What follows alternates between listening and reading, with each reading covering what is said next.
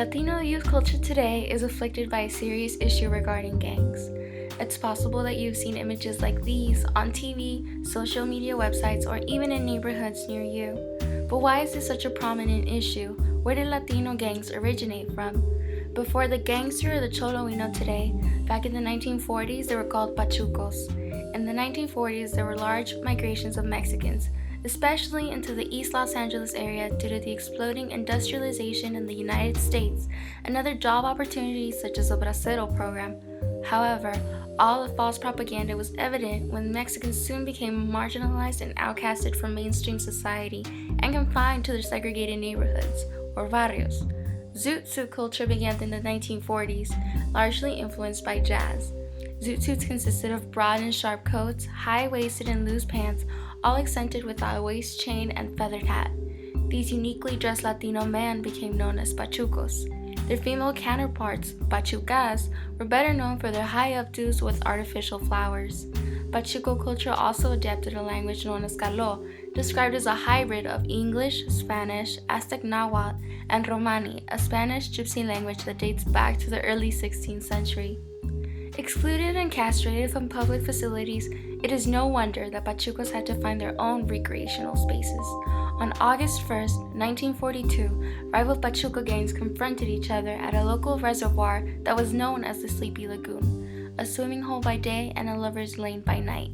What initially began as a date between a Pachuco gang member, Hank Levas, and his girlfriend turned into a murder scene after the couple was raided by a rival gang. Seeking revenge, Levas recruited and led the rest of his gang to a nearby party that same night, and by the next morning, a young Jose Diaz had been found dead.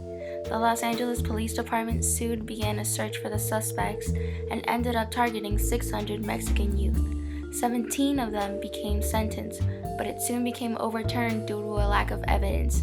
However, this trial became a prime example of racial profiling since the LAPD targeted Mexican youth based on appearance, prejudice that precipitated into the following year.